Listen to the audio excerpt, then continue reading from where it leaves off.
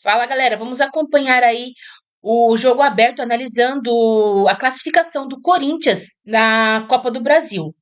Derrotado pelo Cruzeiro por 2-1 no tempo normal, o time venceu por 5-4 a disputa por pênaltis neste domingo na Neoquímica Arena. Vamos ver aí a comemoração do Ronaldo e o choro dos secadores. É muita comemoração carioca e paulista pelo Corinthians e pelo Vasco da Gama. A Copa do Brasil tem finalíssima definida. Já na quarta-feira começa tudo outra vez e agora valendo título, dinheiro e vaga na Libertadores.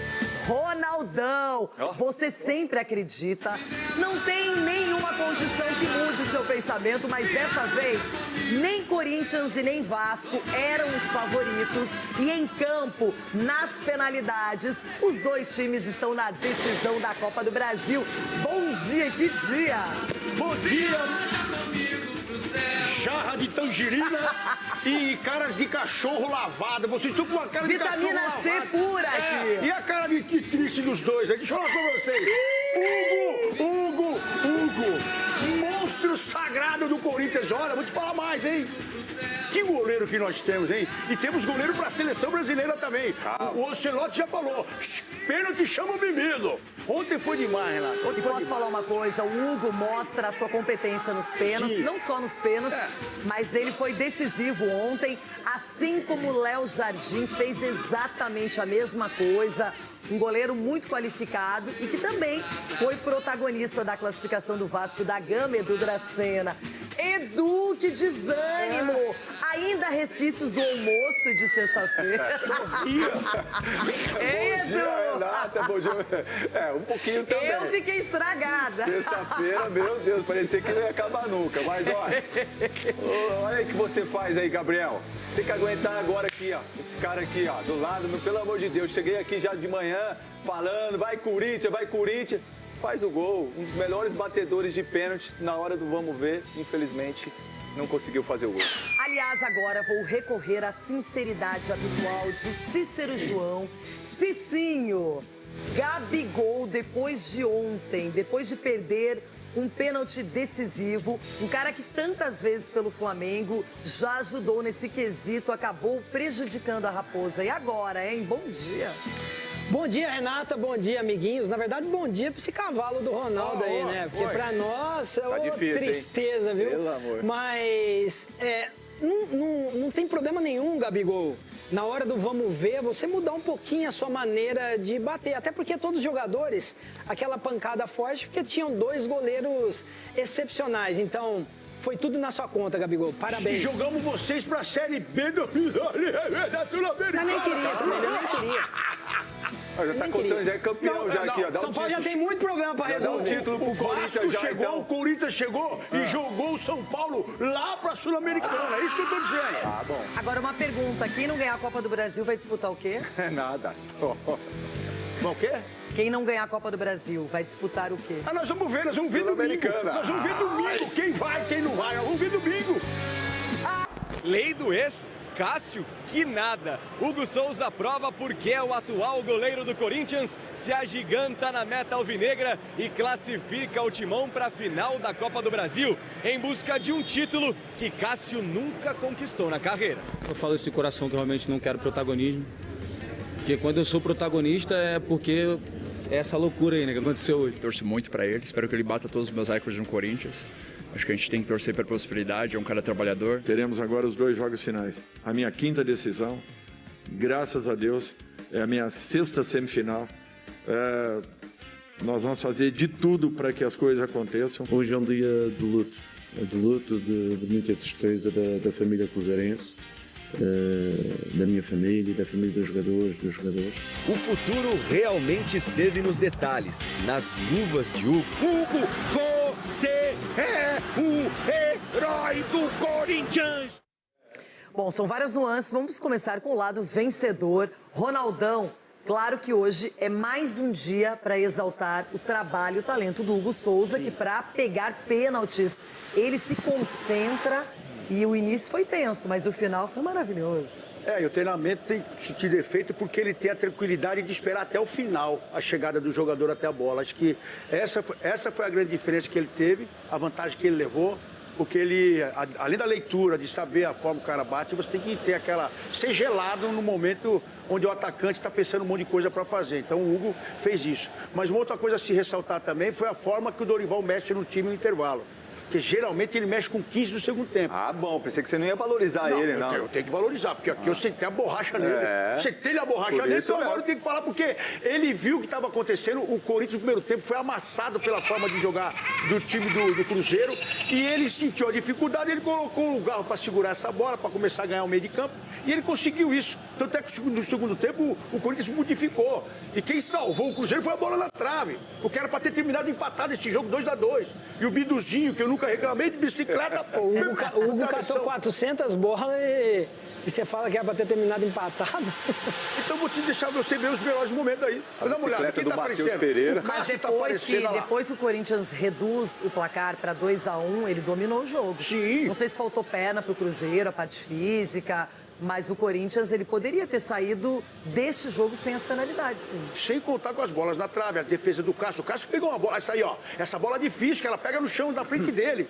Uma defesaça que ele fez do Memphis. Então, mais um, ó. Você acha que ele falhou no gol do Cruzeiro? No gol do Corinthians contra o Cruzeiro? Ali muita gente critica, mas subiu muita gente com ele. Ele teve que tentar socar essa bola. Ele não está livre para socar a bola. Ele não erra de livre e espontânea vontade.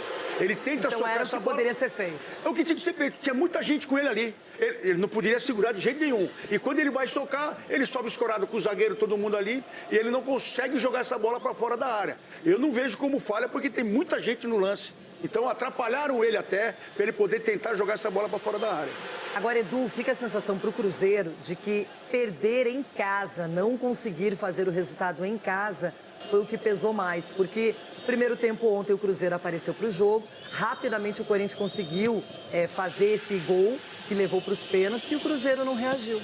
Pô, Renato, é claro que o primeiro jogo influenciou muito nesse segundo jogo, jogando no Itaquera, porque a gente sabe a pressão que é, jogar em casa cheia ali do Corinthians é complicado sim, mas também a gente tem que ressaltar também, o primeiro jogo do Cruzeiro foi muito abaixo, independentemente do que jogou também, a gente vai colocar aquele asterisco que a bola bateu na mão do Mendes, foi um gol aqui que deveria ter sido anulado. Mas passando disso, eu acho que a gente não vai tirar aqui o mérito do Corinthians, acho que o Corinthians também lutou para chegar a esse momento, jogou muito bem em Belo Horizonte no primeiro tempo, jogou realmente, um time que é cascudo, um time experiente.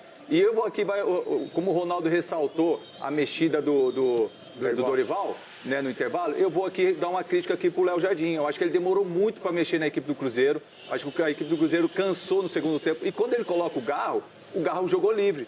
E o cara que pensa, o cara que movimentação, que fez a equipe do Corinthians jogar. E aí eu acho que faltou um pouquinho também ali do Léo Jardim ter a leitura do jogo, de ter um cara mais em cima dele, um cara já tão gás. Ele foi mexer com 43 do segundo tempo. Para bater pênalti. De repente para bater pênalti, senão ele nem teria mexido. Então acho que faltou de repente ali uma movimentação antes, mas eu acho também ressaltar também a campanha que o Cruzeiro fez, o ano de reestruturação. O objetivo do Cruzeiro era estar na Libertadores de 2026 e estar pelo Campeonato Brasileiro, e agora tentar reformular para o ano que vem e estar brigando pelos títulos. Agora veja como foram as coisas. Dois times muito elogiados aqui no Jogo Aberto ao longo do ano, Palmeiras e Cruzeiro, terminam a temporada sem nenhum título.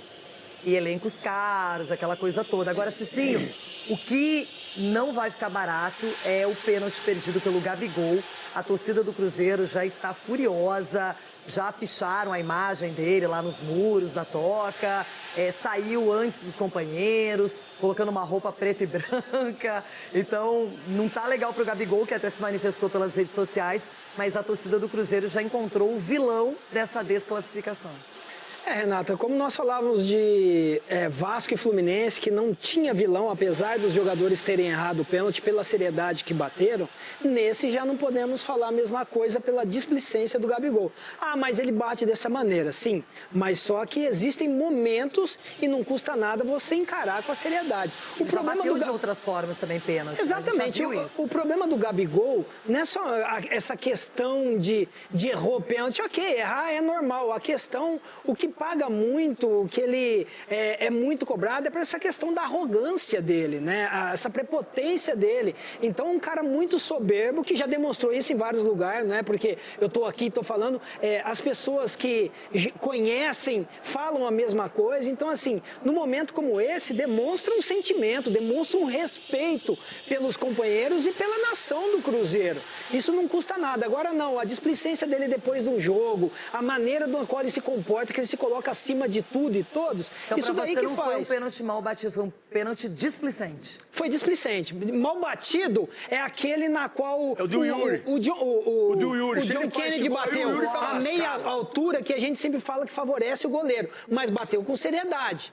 Agora, esse daí não, ele, de uma maneira lenta, ele vai para a bola e totalmente displicente. Isso daí demonstra o quê? Na minha opinião, o cara que não está concentrado, o cara que entrou obrigado, talvez se ele fosse mais honesto com o treinador, olha, não me coloca, eu não vou bater pênalti. Seria mais profissional e menos arrogante, porque ele pagou pela arrogância. Até porque também o último pênalti é sempre aquele cara que bate melhor. E pra estar um momento... Mas ele bate bem, velho. Mas isso que a gente quer falar. Ele tem um histórico porque muito positivo. Um dos melhores batedores é de pênaltis no Brasil que a gente tem é o Gabriel. É o Gabriel, por tudo que ele já bateu, por tudo que ele fez. A questão, como o Cicinho falou, é a maneira.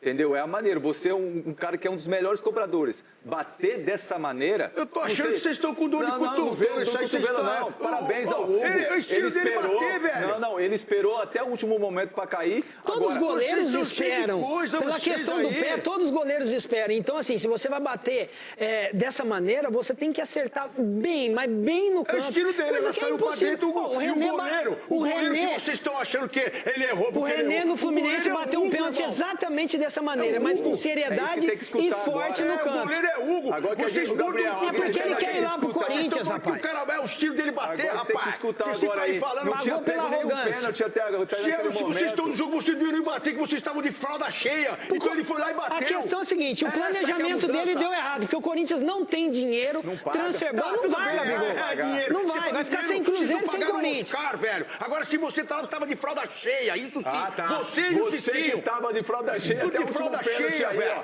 Você estava Ele foi lá e no bateu. grupo, ele nem apareceu no grupo. É porque se fosse o Ronaldo no gol, o Ronaldo já tava pulando no outro canto, que era só ameaçar que ele já pulava. vai Aí nessa não, aí, o vai. Hugo espera. Vai nessa, Entendeu? mais de 30 defendido. Eu quero vai falar nessa. muito mais dessa semifinal, a passagem. Hugo Souza chegou a 10 pênaltis defendidos pelo Corinthians no triunfo na semifinal da Copa do Brasil contra o Cruzeiro.